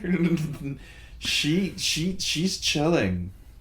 The silence, there's tone shifts, there's absurdity, there's an unstable nature to the movie, but it's strangely hypnotizing. Yeah. I don't know. It brought me to mind, weirdly, of my review of the Texas Chainsaw Massacre. I think there's some influences there. Well, just the insanity of it and the cumulative feeling of madness is kind of what the movie is about. Yeah. And I don't know if it was like achieved consciously or accidentally, or if it was just some sort of mix of this. Somehow Spider Baby happened. It's almost more of an experience than a movie. But for the experience, 22nd place is Spider Baby. Yeah. Because, wow. And again, that just showed up on Shudder, I think, or something. Or it was all of a sudden, it was there. And I looked it up online, and there was people saying, this movie's fucking crazy. And Yeah, I watched it, and that was my first thought. That movie's fucking crazy. Yeah, well, we'll be talking about it again. Okay. It ranks higher on the list. I'll save what I say, but I agree with you. This movie is butt fucking crazy. What? I admire its madness. I admire it. Maybe like Lynch fans should seek this one out. I think a lot of people should seek this out. Yeah, it hit a lot of the right buttons for me. All right. At number 21, I have another film that a lot of filmmakers saw it as a kid in the right age, and it was a huge influence. It's another Mario Bava film. Asterisk or a footnote of this film. This film could easily be mocked. It's the kind of film that would show up on the Mystery Science Theater 3000 films. It's definitely campy. But in 2016, Nicholas Ren-Weffen, I hope I said that correctly, the director of Drive and The Neon Demon and Only God Forgives, made a presentation and showed a special screening of Planet of the Vampires. Stop me if you've heard this plot before. A group of astronauts receive a distress signal from an alien planet that's never been explored. They go down and find they find a graveyard of alien corpses, but also discover that another species of aliens that has formed that planet but have been here for a long, long time, use the humans as vessels, if you will, to survive. They're more zombies than vampires, but that film... Let's just say I know where Dan O'Bannon got its ideas for Alien. This film is kind of fascinating that way. The sets, is because it's very low budget, are actually neat to look at what they got away with. It's one of those films where they did a lot with very little. And the Alien homage, well, you could tell where he got Alien from, because this film definitely is Alien in a lot of ways. There's a lot of things. Even the makeup of the spaceship looks exactly like the alien spaceship from the original Alien. Well, I can't speak to this movie specifically, but there's a lot of movies from the 50s and 60s that have essentially the same starting premise as Aliens. That's something. I haven't seen this particular Bava entry, so I can't really speak to it. But I know this era of movie. I know this style of movie, so I've got a picture in my head. So. Yeah. Well, there's when you see their spaceship, you just kind of went, okay, and then just the plot itself. Yes, I know it's been recycled from so many sort of sci-fi alien horror movies. It wasn't perfected until Life Force. Really. Yeah, exactly, exactly. So, but I just went, Planet of the Vampires. It just needed to be here. So, another Mario Bava film, Planet of the Vampires. Okay, well, you said earlier in the list that you'd feel weird not including a werewolf on it. This is not a werewolf picture, but would you believe that there's some zombie movies represented on this list? I am shocked. In 21st place, it's called Plague of the Zombies from 1966, starring Andre Morell and John Carson, directed by John Gilling. Not that I know any of those people. It's still the era of the voodoo zombies, where there's like Haitian voodoo rituals that will bring people from the dead. It's almost really kind of a remake or reimagining of White Zombie, which is kind of considered the first, quote, real zombie movie. Mm-hmm. But in spite of it being the old school cursed, slave zombies. The imagery is right out of Night of the Living Dead, as far as them arising and doing the slow walk and like just that picture in your head that you have of the classic zombie form. And it is here before Night of the Living Dead. It's just Night of the Living Dead abandons the sort of religious or cultural context of the zombie in terms of, like as Romero said, into straight up ghouls. So it starts out as more of like a murder mystery. What's happened? These people are being killed and then the corpses are disappearing, and like, let's investigate. And yeah, it's gonna culminate in a lot of people in a big empty tomb being chewed upon or chased down by zombies. It's a complete predictable genre exercise. I think it's sort of my equivalent of your pick about the Mummy's Tomb. You haven't seen this movie, but you've seen this movie. Yes. But if you like this type of movie, Yeah. this is called Plague of the Zombies. Yeah. Yeah. No judgment here. Right. No judgment here. All right. So at number 20, I think there's two actual names for this movie. It's another Vincent Price jam, The Witchfinder's General or The Conqueror Worm. I think. Talking about that again. Yes. I kind of walked away saying this is almost the birth of torture porn. I saw, when I was reading about it, and I saw the unrated cut of it, which is hard to find, but it's there, and I walked away kind of exhausted from the sheer amount of unpleasantness, violence of all. Vincent Price kind of gives a chilling portrayal of the Witchfinder General who's got his lackey who does not trust him, but for good reason. And it's weird how the movie is so about him. Yeah. It's kind of uncommon to have the focus on such evil. Yeah. It's talking about during the time of the Salem witch hunts, if you will, and what went on there.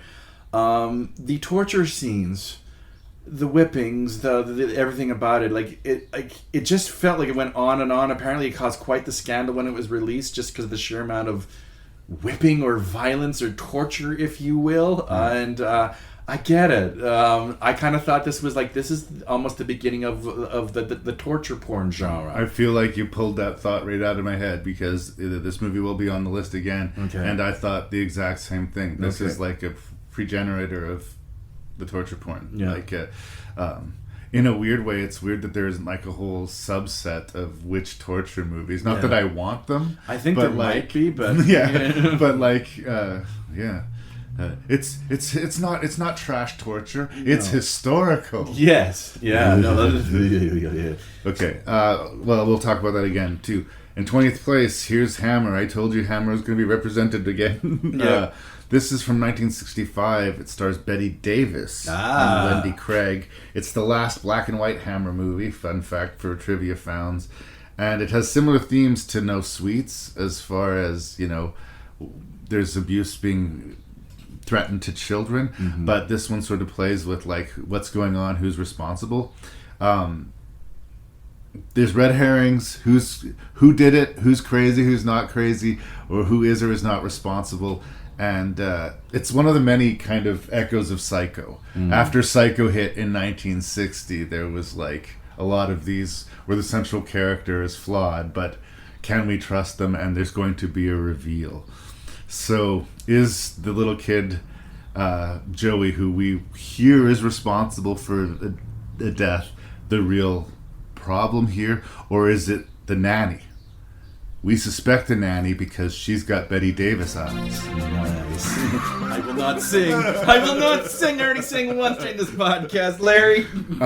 But it's an interesting one because, it's character piece. Again, a lot of these psychological bits. And it's a supernatural free horror movie. Yeah. I mean, other than like Wait Until Dark, or most of the movies that I have are pretty like proud supernatural monster horror movies.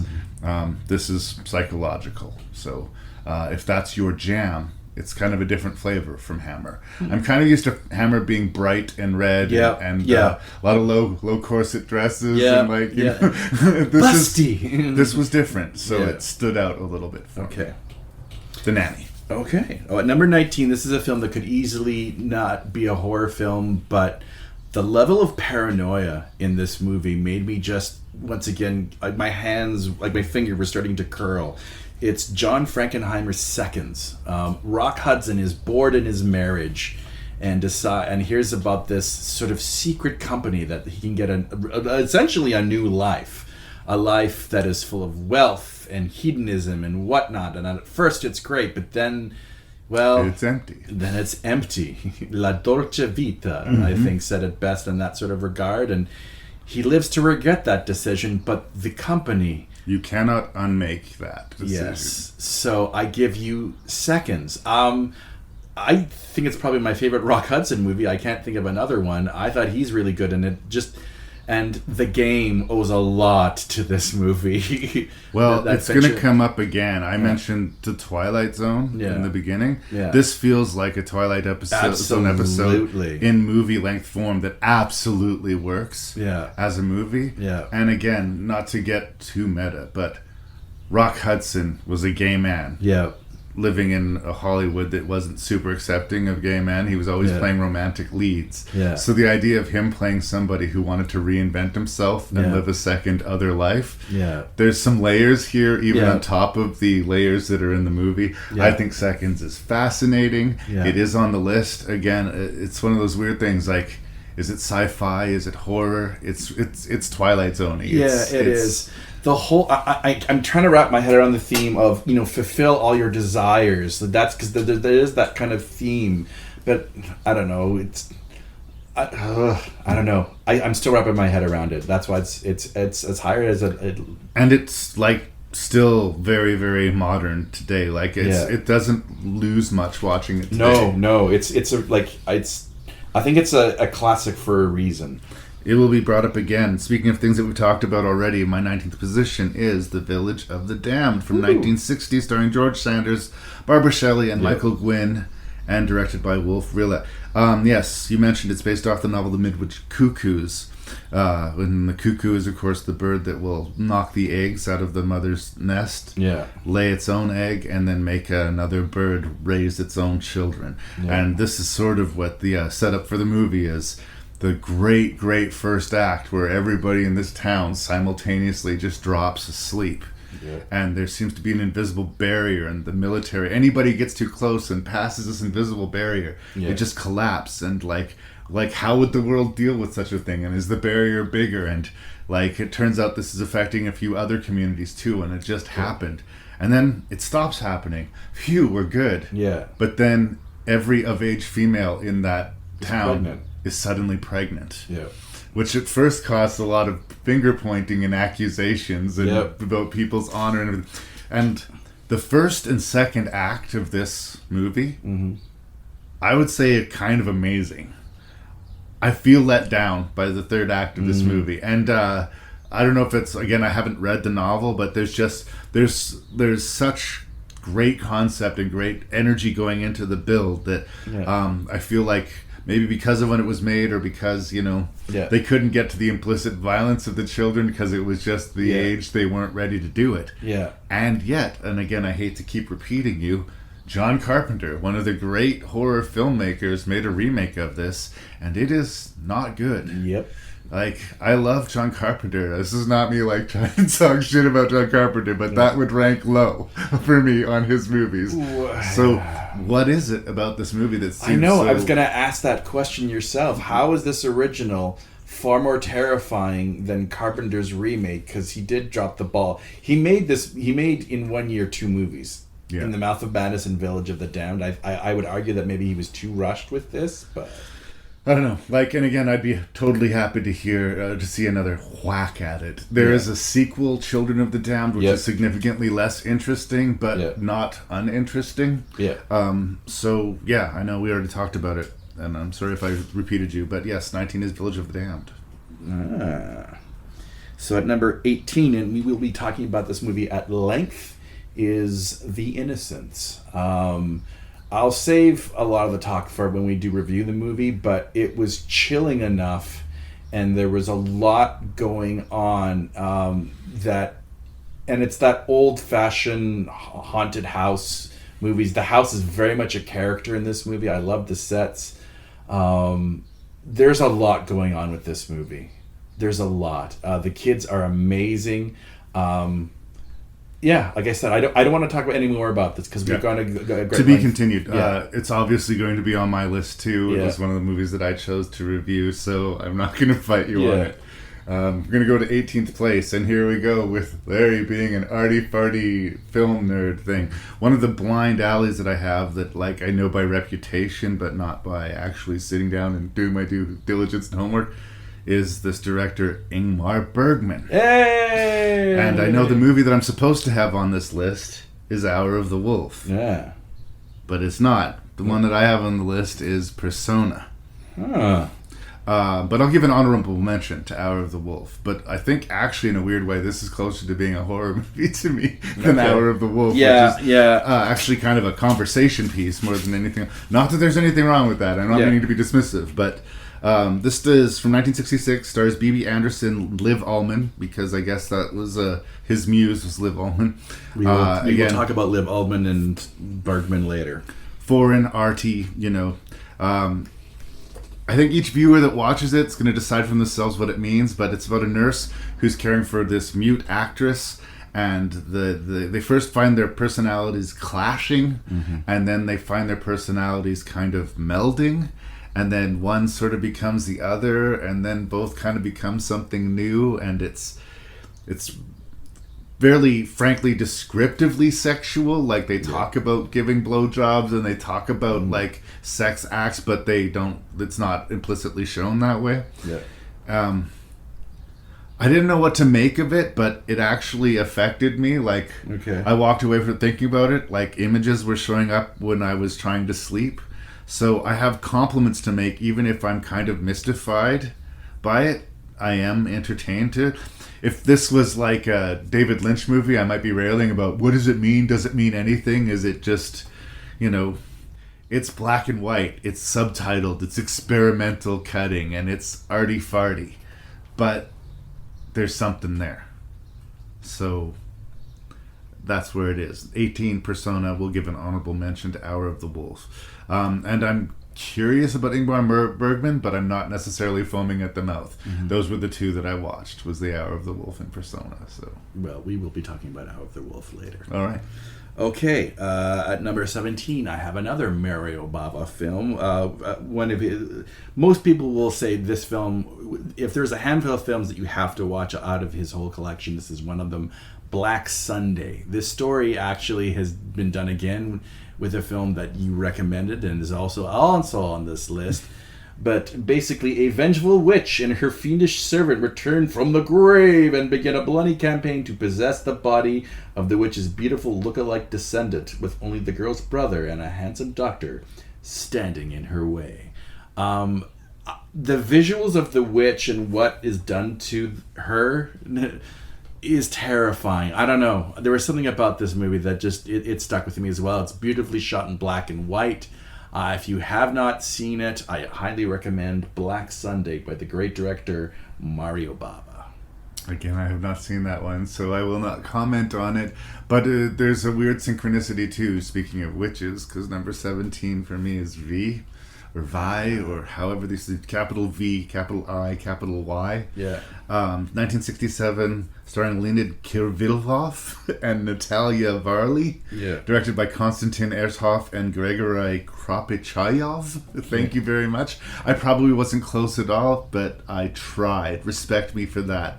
It's said to be the first horror movie ever produced in Soviet Russia. Yep.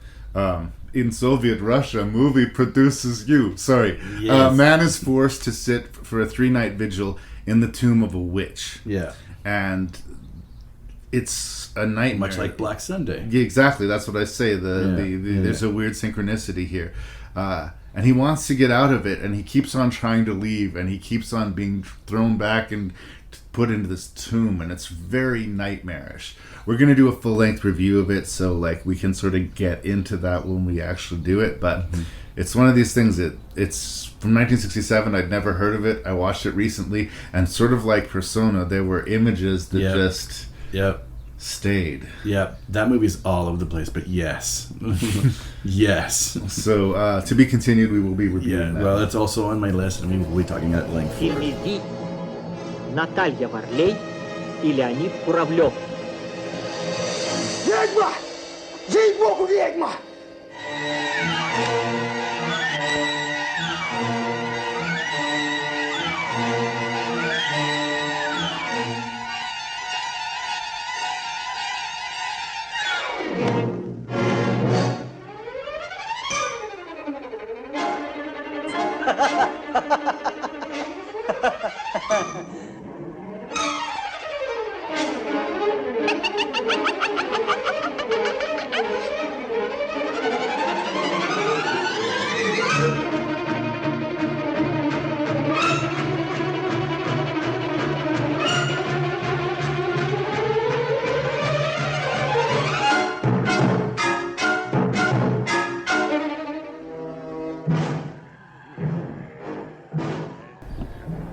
Actually haven't really reviewed a lot of Russian movies.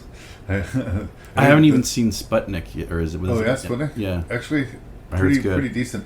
I guess I did Night Watch and Day Watch. Yeah. Two of those, but this was an interesting one. V. It's from 1967, and it is directed by Konstantin Ershov. Yep. And Gorky Gorbachev. Yeah, thank you. I don't know. Oh, I hadn't heard of this movie at all. This is one of those things when I was looking into the decade of the 60s, like, what should I watch? What have I missed? And all of a sudden, this movie just sort of had this resurgence of interest. Mm-hmm. And it's really short. It's like an hour and 15 minutes long. Yep. And it is the vibe for me of the helplessness that one feels in a bad dream. Okay. When you're trying to punch somebody, but your arm feels like it's underwater. Yeah. Or you're trying to leave a place, but no matter what you do, you're inexorably drawn back to this place you don't want to be. Yeah. And in the case of this movie, this place this young monk does not want to be is in the tomb of this dead witch. Yeah. Where he is to preside over her corpse for 3 nights. Yeah. With only his faith to Yeah. protect him. Yes. And this is after he had a negative encounter with a hag witch, which didn't end particularly well. Well, he did actually murder her. Yeah, so there is some revenge coming his way. There's a reason and he's so helpless to his situation. This entire community is making him do this. He repeatedly tries to escape it, and he is repeatedly forced to face this thing. And like a fable, it happens over the 3 nights, the 3 act structures, the house made out of sticks, the house made out of hay, the house made out of bricks. Yeah. But instead of winning for this little piggy, it doesn't play out particularly well for him. But what's compelling is sort of the fable aspect of it, and this premise: 3 nights in a tomb with the corpse of a witch, whose death you are responsible for. Yeah. What are you going to do? How are you going to survive? Yeah. And even if you do survive, will you be sane? Will you be the same person? Will you be changed? I love all of the imagination that is poured into the story. Yeah. And yet, it's sort of the visuals that we get treated to that stay with me. Like, the story is strong, but when I think of Vi, it's those weird demonic creatures that are moving at strangely intermittent speeds, and just the look. It's not a silent film, but at times it feels aesthetically like one of those old silent films, like you're watching The Cabinet of Dr. Caligari or something. Yeah. And it has this cumulative nightmarish effect. It's one of 2 movies that I watched for the 60s that I actually found infected my dreams a little bit. Interesting. And for that reason, I am a big fan of Vi. But I like to hear a second opinion. And you'd never seen this before either. Nope. This is a first-time watch for you. So I'm curious, did you think that was a left field pick? Did you understand where I was coming from, at least? Well, I couldn't stop watching it. It was definitely fascinating. The movie starts on a really strange note for me, where we see a bunch of seminary students get out, and they're all excited and everything, and like debauchery is bad. It generally is the theme of this movie, and these guys are like grabbing alcohol or taking whatever, and then they grab some maidens and we're off to some loving, and the ladies are screaming, but it's kind of like anticipatedly maybe, but they go off to rape these women, and I'm just like, whoa, what am I watching? And they are set upon by this witch. Yes, who it's even sort of foretold, and this is where my thought because I saw it a couple times actually, is that if this guy would have played it cool instead of reacting violently, he could have had a nice wild ride. The witch, it turns out to be this young woman. That's her true form, and it's in a very bizarre scene. Like the three friends, want to stay at that house, and one gets inside the house, and I don't. Again, in the same fairy tale structure, you can stay here, but each of you must sleep in different place. Yeah. One person will sleep by the fire. One person will sleep in a bed. And another person has to sleep outside in a stack of hay. Yeah. And again, it's sort of like this Three Little Pigs thing. They all get different fates because of where they're assigned to sleep. It is a very bizarre scene when the old lady shows up and has her arms extended. Like, you are generally uncomfortable, but then what follows right after is this really violent beatdown. Well, not only the violent beatdown, but this really kind of bizarre scene where she just jumps on his shoulders and they go for a run in the middle of the night in the sky, and you're just like, dream logic. Yeah, what? And again, like, it is very strange. Yes. Like, that is a strange choice. I don't want to say the themes, but what would you call it? The tempo, or it's funny and then it's scary and then it's bizarre. Like, there's a word I'm missing here, but it's the feel of the film seems all over the place for the first couple of 30-40 minutes, and then it sort of slows down a little bit, but that's when it becomes terrifying, when we know that he's guilty of this murder and he's trapped. He has to spend 3 nights, and each night is progressively worse for him. After the second night, he is kind of rendered mad, and his hair has turned completely white. Yeah. And he is desperate not to go night 3. Yeah. But the town won't let him punk out. And, like, that's another scary element, is, like, everyone is in on it. Everyone knows he's guilty of what he did. And they won't let him escape his fate. And that idea itself is also terrifying to me. But the movie never tips its hand as to what it's talking about. Like, is it about female vengeance? Or is it about indoctrination, or the sort of, like, obsessive madness of religious belief, you know, on off the leash? It could be about both or neither of those things. Yeah. But I think why I maybe give it the same bit of forgiveness that a lot of foreign films get. Yeah. Because it's old and it's in black and white and it's subtitled. It's color. Or sorry, it's color, but because it's older, like generally speaking, with the 60s, we give it more respect. The fact that we're still watching it 50 years later means it must be important, right? Yeah.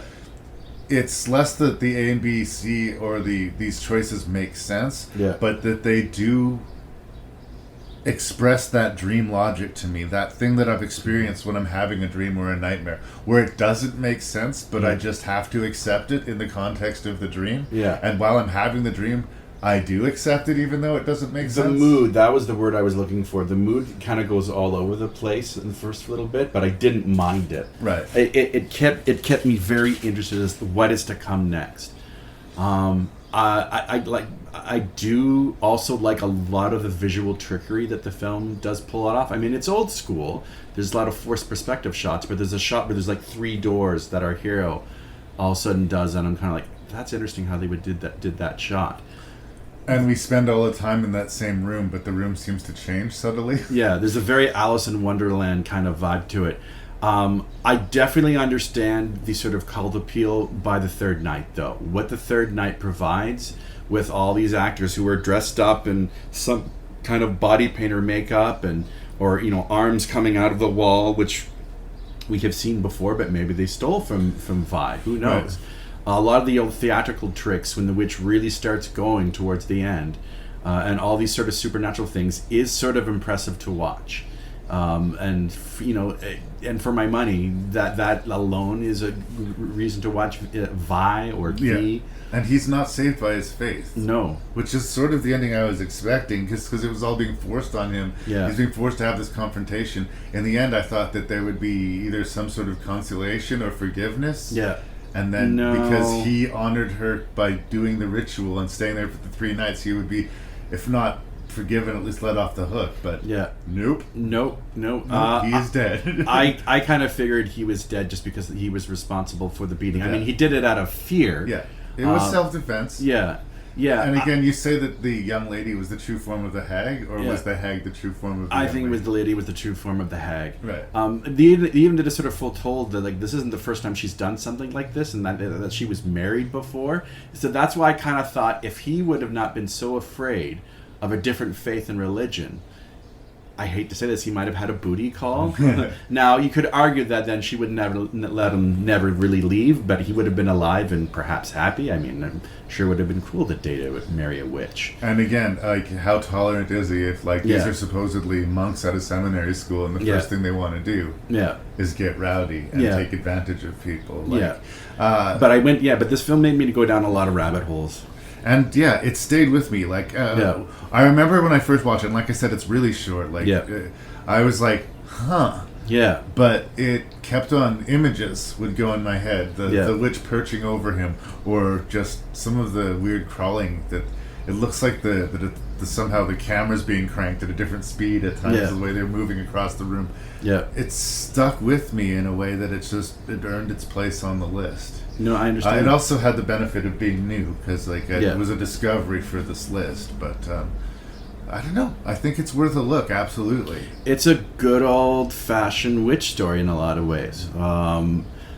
It's based off a folklore, if I'm not mistaken. This is the first Russian horror movie they claim to have been made. To be made in the USSR, in the communism Russia. In communist Russia. Yeah, but no, I agree with you. It didn't make my list, but at the same time, I like I said, I watched it a couple of times to really let it digest, and I was blown away by the visual trickery that the film pulled off, especially towards the end. So I say, good job, Vi.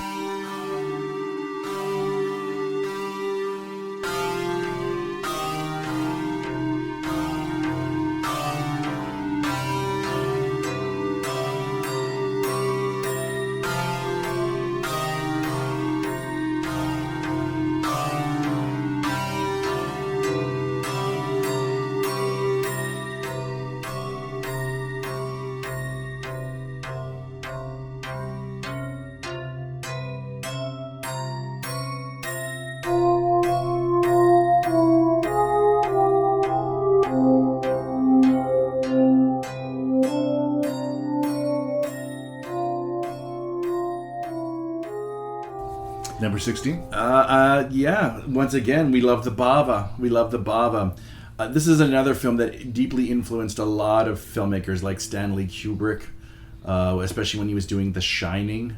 It's Kill and Kill Again. Basically, the plot is there's this child ghost that was secretly murdered long ago in this castle, and you have to remain inside, or this child ghost will come and get you, if you will. You could definitely see where Kubrick got some of his ideas for the scares in The Shining with the twins. With this, of course, our heroine, or hero, if you will, has to solve the mystery of why the child was. Well, what happened to the child and why it's this vengeful ghost now, and that's all unraveled. How they handle the child ghost is very creepy. There's a certain level of creepiness. I sort of laughed at the sort of like they have the cliches of the wolf howling at the moon and the organ music playing and whatnot, but the mystery itself is compelling enough. I love the look, and they've got cobwebs everywhere. Like, the cliches are all there, and it has that traditional wild 60s psychedelic lighting that Baba used, where there's lots of reds and orange and yellows that almost seems out of place a little bit. It's unmistakably that Italian aesthetic. Very bright, loud colors. Yeah, and even the music is almost kind of 60s as well. But how the story itself and how they handle the vengeful girl ghost is creepy, creepy, creepy. So kill and kill again. All right. Again, I guess I'm going to reserve those. You had me at Ghost Child, but I have not seen it. So in 16th place, I have my second tie. if this was a more modern list, this would have been like my sort of straight-faced procedural section for movies like Seven or Silence of the Lambs, or like that are straight crime movies but are so dark that they kind of edge that. I have a tie between In Cold Blood Interesting. and The Honeymoon Killers. Is that a Kubrick one? Nope. It was the first 7 days were shot by some idiot named Martin Scorsese, but he was fired from the project.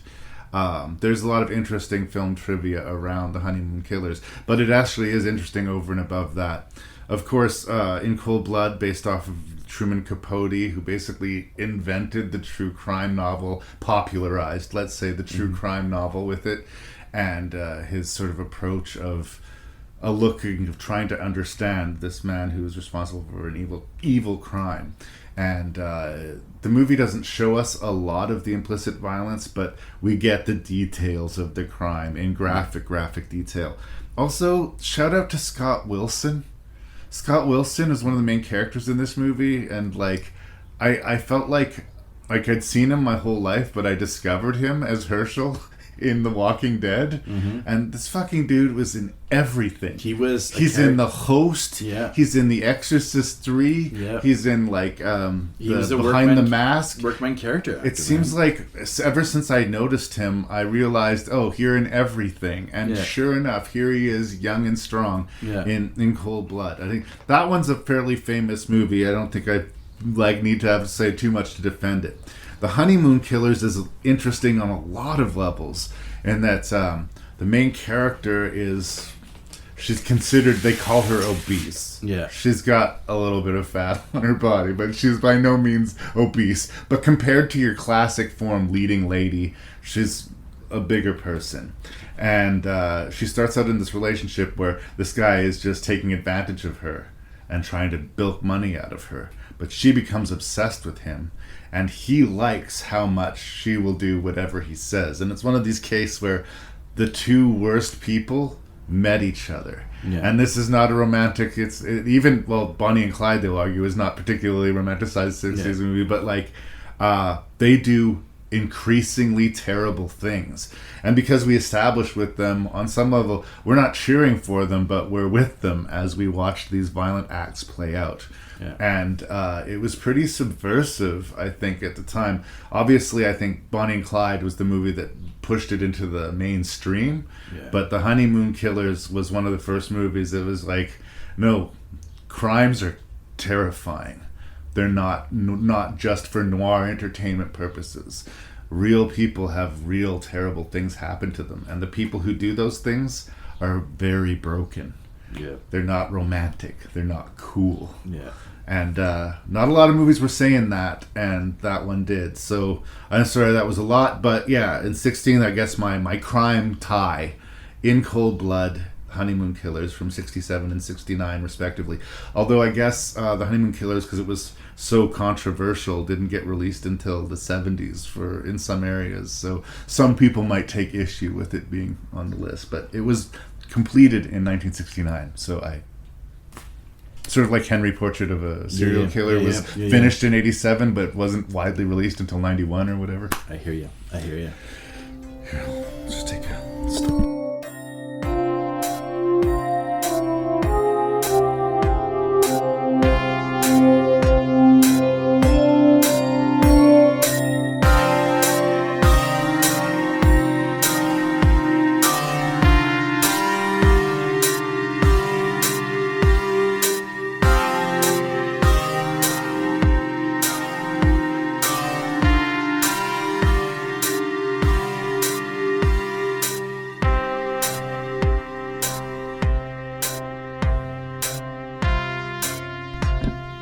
So ends part one of our exploration of 1960s horror.